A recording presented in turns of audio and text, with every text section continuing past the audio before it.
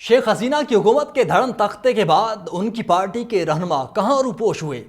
अवामी league के कायदीन और कारकुनान को आपस में कैसे जोड़ा गया, ये लोग कैसे रवाबित कायम रख रहे हैं।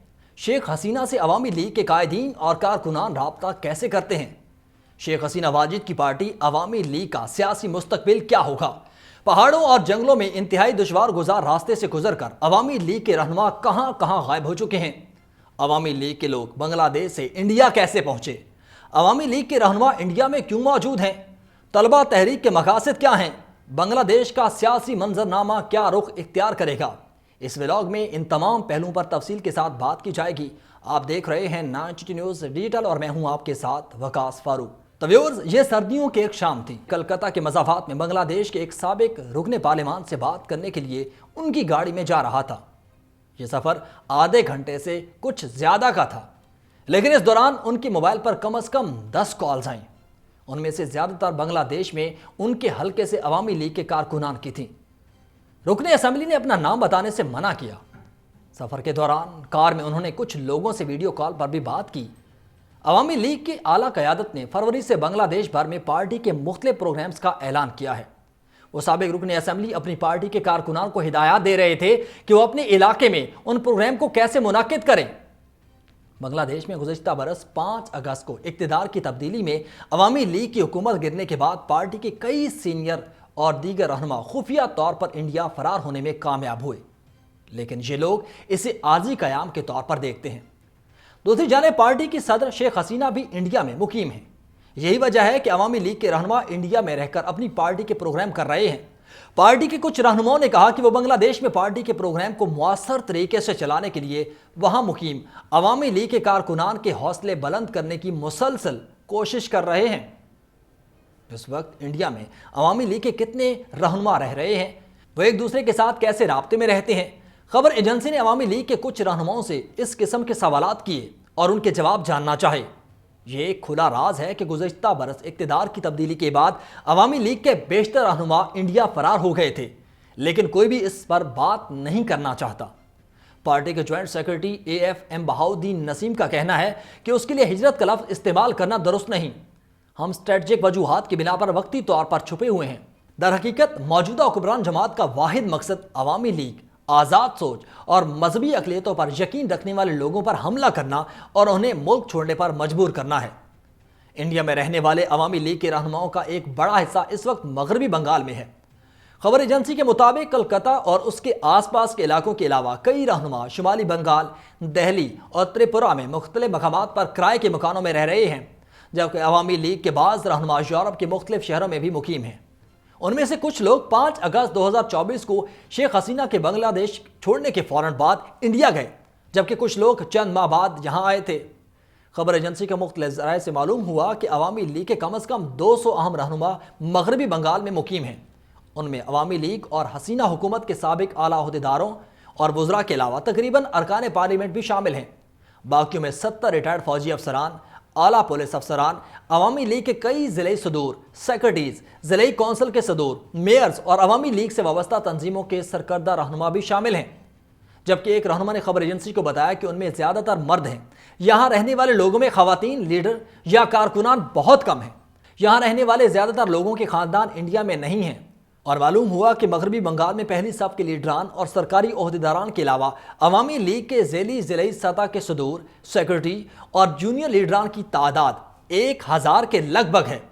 अवामी लीग के कुछ रहनुमाओं ने खबर एजेंसी से गुफ्तगू में बताया कि शेख हसीना की हुकूमत के खात्मे के बाद वो बांग्लादेश से इंडिया कैसे पहुँचे, लेकिन सरकारी तौर पर वो यहाँ आने के तरीके के बारे में अपना मुँह नहीं खोलना चाहते। खबर एजेंसी को सिक्योरिटी इदारों और इंटेलिजेंस ज़राए से पहले ही मालूम हुआ था कि 5 अगस्त के बाद अगले चंद दिन में अवामी लीग के कई रहनुमा मेघालय, त्रिपुरा और मगरबी बंगाल के शुमाली इलाकों यानी कि शुमाली बंगाल से सरहद अबूर करके इंडिया पहुंच चुके हैं, जबकि जनूबी बंगाल की सरहदी चौकियों जैसे कि पेट्रापोल और बीनापोल से बचने की हर मुमकिन कोशिश की गई। इसकी वजह यह है कि दोनों पोस्टें बहुत मकबूल हैं और वहाँ पर लोगों की ज़्यादा नकल हरकत रहती है। ऐसी सूरत हाल में वहाँ से सरहद पार करने की सूरत में शनाख्त होने का ज़्यादा खतरा था। अवामी लीग के रहनुमा और साबिक MP पंकज नाथ ने कहा कि मैं 5 अगस्त के बाद रूपोश हो गया था। मैंने अपना फ़ोन भी बंद कर दिया था और फिर अक्टूबर में बांग्लादेश छोड़ने का फैसला किया था। میں یہ نہیں بتا سکتا کہ میں کس بارڈر سے نکلا، لیکن یہاں تک پہنچنے کے لیے مجھے پہاڑوں اور جنگلوں میں ایک انتہائی دشوار گزار اور تکلیف دہ راستے سے گزرنا پڑا۔ میں اس وقت جہاں ہوں وہاں پہنچنے کے لیے مجھے کئی شہروں سے گزرنا پڑا۔ عوامی لیگ کے جوائنٹ سیکرٹری بہاؤالدین نسیم 10 اگست کو ملک چھوڑ گئے تھے، لیکن اس سے پہلے وہ روپوش ہو گئے تھے۔ بہاؤالدین کا کہنا ہے کہ بنگلہ دیش کے کسی بھی علاقے سے انڈیا پہنچنے میں زیادہ سے زیادہ 8 سے 9 گھنٹے لگتے ہیں، لیکن مجھے 2 دن لگے۔ 10 اگست کو اپنے خفیہ ٹھکانے سے نکلنے کے بعد میں نے 11 تاریخ کو سرحد پار کی۔ میں انتہائی خفیہ طریقے سے سرحدی علاقے میں پہنچا تھا، لیکن وہاں شناخت ہونے کے خوف کی وجہ سے مجھے دوسرے سرحدی علاقے میں جانا پڑا، اور اس کے ساتھ یہ خدشہ بھی تھا کہ انڈین بارڈر سیکیورٹی فورس، جو کہ BSF کے نام سے جانی جاتی ہے، کہ سپاہی مجھے پہچان نہ لیں اور خاردار تاروں کی باڑ کو عبور کرتے ہوئے مجھے گولی لگ سکتی ہے۔ اسی طرح عوامی لیگ کے کئی دیگر رہنما بھی انڈیا یا کسی اور ملک میں چھپ کر رہ رہے ہیں۔ سابق MP پنکج ناتھ کا کہنا ہے کہ میری والدہ کا گزشتہ دسمبر میں انتقال ہو گیا۔ مجھے زندگی بھر اس بات کا افسوس رہے گا کہ میں بنگلہ دیش جا کر اپنی والدہ کی آخری رسومات میں شامل نہ ہو سکا۔ بنگلہ دیش میں اقتدار سے ہٹائے جانے کے بعد سابق وزیر اعظم شیخ حسینہ اور ان کی بہن شیخ ریحانہ گزشتہ 5 اگست سے انڈیا میں ہیں۔ بنگلہ دیش کی فضائیہ کا ایک طیارہ انہیں دہلی سے متصل ہندن ہوائی اڈے پر لایا تھا۔ شیخ حسینہ کی حکومت پر ہمیشہ یہ الزام لگایا جاتا رہا ہے کہ وہ انڈیا کے بہت قریب رہی، اور اسی وجہ سے ان کا بنگلہ دیش چھوڑ کر انڈیا پہنچنا کسی حد تک فطری تھا۔ لیکن اس وقت شاید بنگلہ دیش کے زیادہ تر لوگوں کو اندازہ نہیں تھا کہ وہ کسی دوسرے ملک جانے کے بجائے دہلی میں ہی رہیں گی۔ جبکہ عوامی لیگ کے جوائنٹ سیکرٹری بہاؤالدین نسیم کا کہنا ہے کہ کوئی دوسرا راستہ نہ ہونے کے باعث شیخ حسینہ مجبوری میں انڈیا گئیں۔ ان کے خلاف سازش کرنے والی قوتوں نے انہیں ایسا کرنے پر مجبور کیا۔ ویوز ان کا مزید کہنا تھا کہ اس کے علاوہ انڈیا ہمارا قریبی پڑوسی اور دوست ملک ہے، ہمارے ملک سے بہت کم وقت میں یہاں پہنچا جا سکتا ہے۔ ان کا کہنا تھا کہ بنگلہ دیش سے انڈیا میں پناہ لینے آنا کوئی نئی بات نہیں۔ جنگ آزادی کے دوران بنگلہ دیش کے لاکھوں لوگوں نے یہاں آ کر پناہ لی تھی۔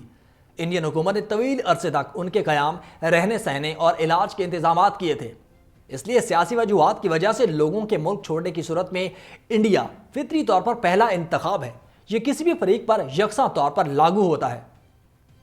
انڈیا سمیت دیگر ممالک میں روپوش ہونے والے رہنما واٹس ایپ اور ٹیلی گرام جیسے ڈیجیٹل ذرائع سے ایک دوسرے سے اور پارٹی کارکنان سے رابطے میں ہیں، لیکن کلکتہ یا اس کے آس پاس کے علاقوں میں رہنے والے رہنما باقاعدگی سے ایک دوسرے کے گھر آتے رہتے ہیں۔ روپوش ہونے والے کئی لیڈران نے بتایا کہ ملک سے باہر رہنے والے لیڈرز بنگلہ دیش میں رہنے والے کارکنان سے ڈیجیٹل کے ذریعے رابطے میں ہیں۔ کہ بنگلہ دیش کے سابق وزیر خارجہ حسن محمود نے خبر ایجنسی کو بتایا کہ موجودہ ڈیجیٹل دور میں یہ اہم نہیں کہ کون کہاں رہتا ہے۔ ڈیجیٹل کمیونیکیشن اتنی اچھی ہو گئی ہے کہ ایک ہی وقت میں دنیا بھر میں پھیلے لوگوں سے بات کی جا سکتی ہے۔ اور معلوم یہ ہوا کہ محمود اس وقت بیلجیم میں مقیم ہیں، لیکن یہ نہیں معلوم کہ وہ بنگلہ دیش سے وہاں کیسے پہنچے۔ جبکہ عوامی لیگ کے جوائنٹ سیکرٹری بہاؤالدین نسیم نے کہا کہ صرف ہماری پارٹی کے لوگ ہی نہیں، آزاد سوچ اور ترقی پسند نظریات کے حامل بہت سے لوگوں کو بھی جھوٹے مقدمات میں پھنسایا جا رہا ہے۔ ان کا مزید یہ بھی کہنا ہے کہ ہم نے اب یہ جاننے کی کوشش کرنا بھی چھوڑ دی کہ ہمارے نام پر کتنے جھوٹے مقدمات درج کیے گئے ہیں۔ سرکردہ لیڈران کو چھوڑ دیں۔ اس غیر قانونی اور غیر آئینی حکومت نے بنگلہ دیش میں رہنے والے لوگوں کا عوامی لیگ کے کارکن کے طور پر پہچان کا حق بھی چھین لیا ہے۔ بنگلہ دیش کی عوامی لیگ کے روپوش ہونے والے رہنماؤں کے ساتھ گفتگو میں یہ بات سامنے آئی کہ فیس بک، واٹس ایپ اور ٹیلی گرام پر مختلف سطحوں پر رابطے کیے گئے، کئی گروپس بنائے گئے ہیں۔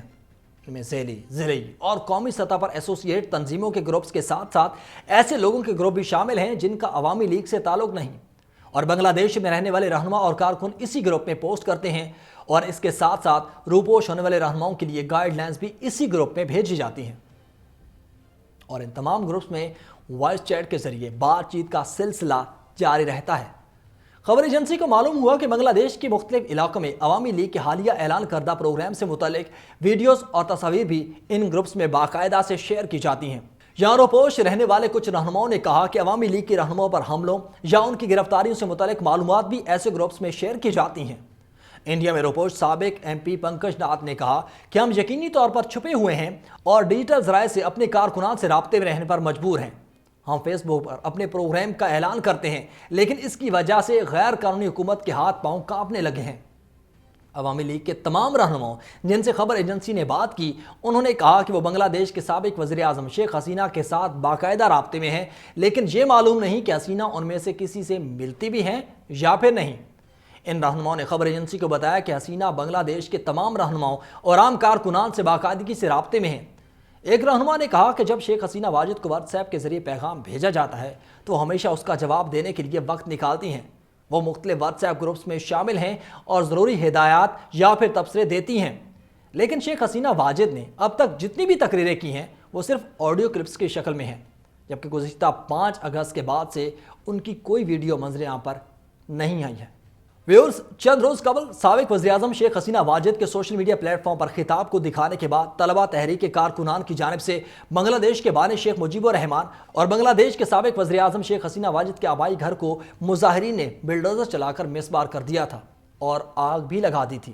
تو ویورز، آپ بنگلہ دیش کے بدلتے سیاسی منظرنامے پر کیا رائے رکھتے ہیں؟ کمنٹ سیکشن میں اپنی رائے ضرور دیجیے گا۔ اگلے ولاگ تک مجھے دیجیے اجازت۔ اللہ حافظ۔